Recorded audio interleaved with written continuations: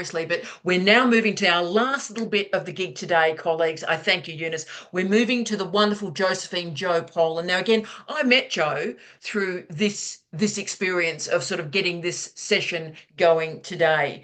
And I wanted to finish this session today, if possible. And then Joe came into my life talking about rural and regional literacy. Joe is the manager of Rural Youth and Adult Literacy Trust, changing the lives changing the lives of thousands of people and their families. So can I say a big hello to Joe? Do you want to say hello to everyone, Joe? Hi everyone. Oh, Um, you start. How are you? I'm good. I'm a bit tired. I had to get up early today. Yeah, blame the random in your life. But can I say, Joe, I'm so thrilled you're here. And of course, you live in the legendary Port Waikato. Population, last time I checked, just under 600 people. So Yeah. from this location, you are creating a transformative service for the nation. Could you tell us a little bit about your rural youth and adult literacy trust, mate? Okay, right. Well, I have some notes here. So if my eyes do weird things, it's because I'm one of my greatest skills is waffling, and I decided if I at least have notes, I will stick to what I should be sticking to. You're a dream. Um, it's a non-profit. It's working with teenagers and adults anywhere in New Zealand if they can't get to an urban adult literacy centre. We started off working only with adults, but so many of our adult students would come to us when they were young parents and they'd say, I wish I had this years ago. So we decided to, instead of being the ambulance at the bottom of the cliff, although just a different ambulance probably, we would start working with teenagers. So no other adult literacy centres in New Zealand at that point were doing it, and I don't think many do now. Um, we've gone through all sorts of stages. We tried working directly with schools, with their SENCOs, their student learning educational needs coordinators. Uh, but we found that they were trying to, basically, they were just trying to get the students to pass exams and to fit into the NCEA. And we're student centred. So we stopped doing that and we work instead with teenagers after school or at weekends in the same way that we do with adults now. About 200 a year come through our program, 80 to 100 at any one time. Wow. Um, and all of our work teaching is done with volunteers. So we have three people in the office, which is used to be my garage, but I never got a car in it. It became the Riot office before that. Um, but we do have kind of office space now. It doesn't look too bad. It's very grassroots, however. We have two part-time, an accounts part-time person living somewhere else, and someone in the Philippines who does some admin work for us. But the three of us who live in Port Waikato come to the office every day. We have around 200 volunteers, Wow. and right through the country. We've even had them overseas at times. So some of the things that the volunteers do, we've got a database team that creates lists of organisations which are likely to have someone with a literacy problem, a contact centre, which is both for incoming calls and outgoing calls. It's small, 4 or 5 people at a time, sometimes. We have teams of a team of regional ambassadors so that they can go to local network meetings and be a face in the community so that we're not just an anonymous group somewhere far away. We have interviewers interviewing new volunteers and conducting referee checks, volunteer coaches themselves who are the core of our organisation. Student interviewers, we're fortunate to have ex-primary teachers or ex-literacy teachers who have actually got some experience and they will interview the student and assess them. Uh, Basically, we work remotely. Very few of our students are, um, just a minute, I'm looking for you again. I'm I here. went to a different document, I couldn't see you. Most of our students are with Zoom or by phone. Initially, Yes. it was is only by phone to start with. It was a case of using mail for them to send their writing back to us, and one of the learning points in that was the first time I worked with a student remotely, I was on the phone to them, and they'd sent me their writing, but they hadn't kept a copy, so we couldn't talk about it. So after that, I needed them to make a second copy to send me, and what that did, just one of those sort of accidental spin-offs, they edited it. So when you're listening to someone read their writing back, often they'll say, "Oh, I knew that." Well, that gets, that stops happening when they write a second version for you. So, See, Joe, it was Joe, just, this is amazing, amazing to me. And that leads to my next question, really, which is, and again, I had the great privilege of having a chat with you and you changed my life then, but what drew you particularly to literacy as a life work? well, I walked a pretty crooked path to get there, really. A whole lot of separate things that I did all came together in the end. My 40-something son is dyslexic, and I tried to help him when he was young and couldn't really. I was too close. I was tired. I was a mum of four. Then I trained as a facilitator in communication skills, teaching assertion and relationship skills, that kind of thing, stress management. And I applied to Manukau Polytech for a job that was advertised as teaching communication, thinking that's what they were wanting. I'm pretty sure no one else applied because what they really wanted was an English teacher. And I got the job.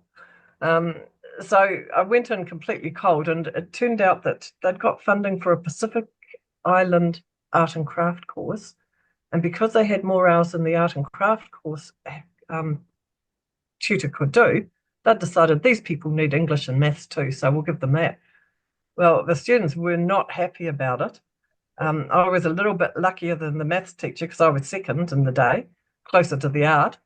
Um, and basically my job was meant to be teaching things like how to write an essay or how to write an assignment. And what I found was that these were second generation Pacifica kids. They were missing out verbs and pronouns, and that really puzzled me because when they talked, they were fine. And I still don't understand why, if they could talk English that was grammatically correct, why they were writing differently. But I went searching, and Manukau Polytech has an amazing library. And so I found Frere for the Classroom in there. And I'm sure that some of you will relate to, know Frere and love him as much as I do. Absolutely.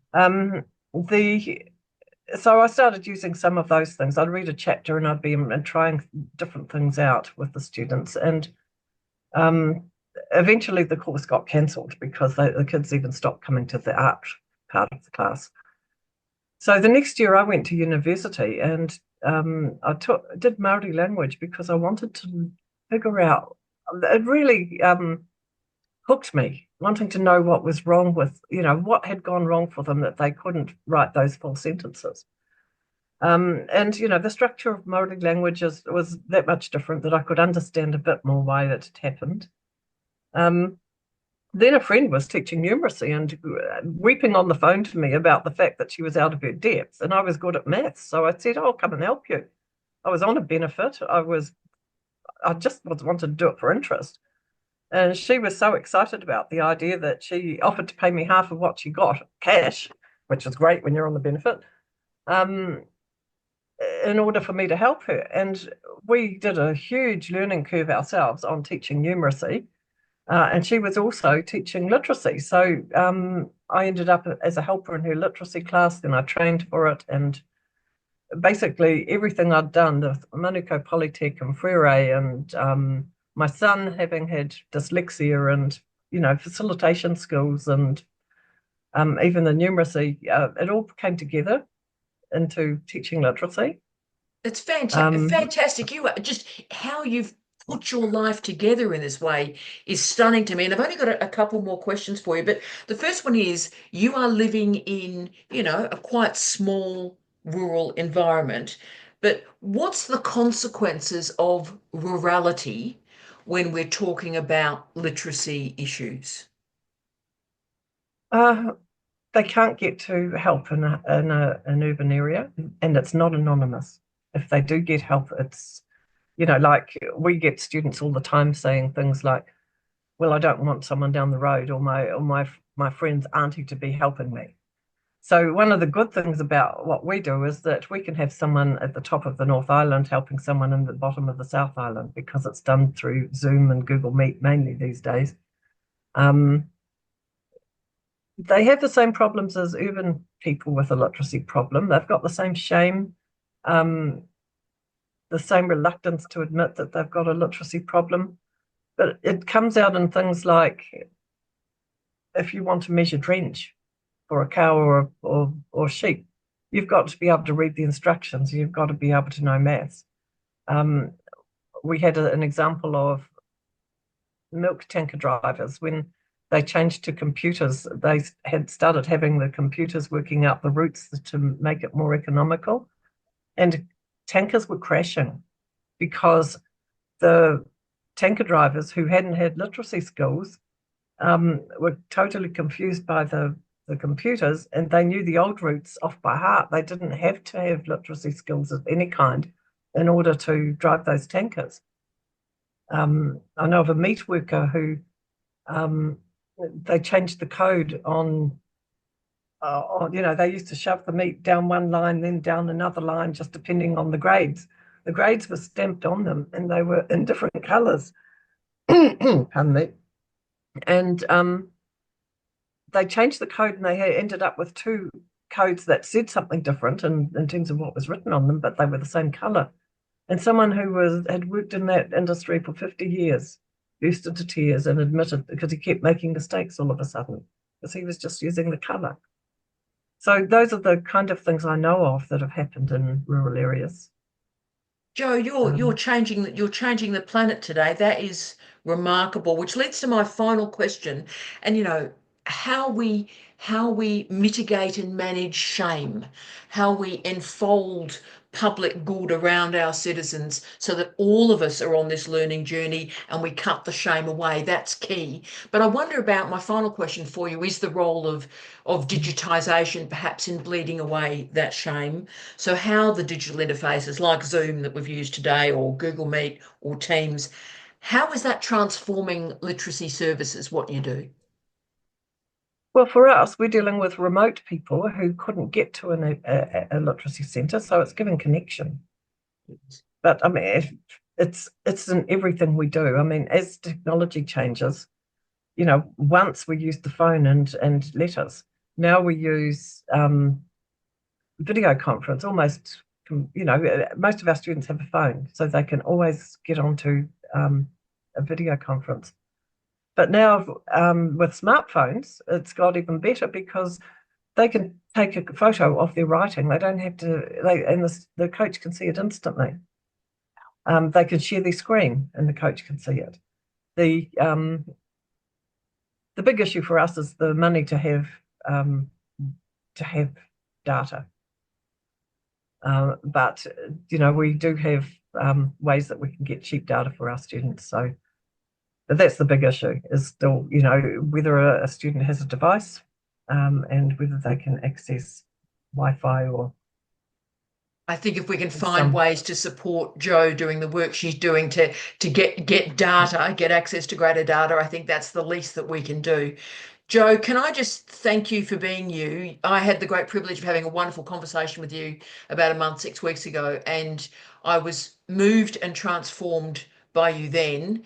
And my respect for you and your life and what you've done has only been intensified through today.